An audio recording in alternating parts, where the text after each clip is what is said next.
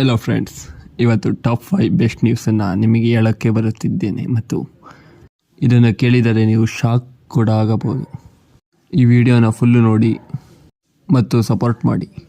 First news, Mitchell Starc few matches unavailable in IPL 2026.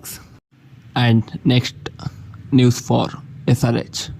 The Jack Edwards is ruled out in the IPL 2026.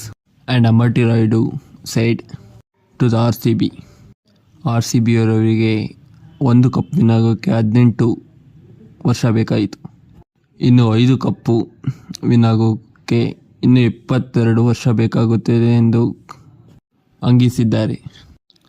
ಮತ್ತು next news ನೋಡೋಕ್ಕೆ ಹೋದರೆ ಅಜಿತ್ ಅಗರ್ಕರ್ ಅವರು 2027 ತನಕ ಅವರೇ world cup ಮತ್ತು international selection ಕಮಿಟಿಯ chairman ಆಗಿರ್ತಾರೆ ಎಂದು ಬಂದಿದೆ.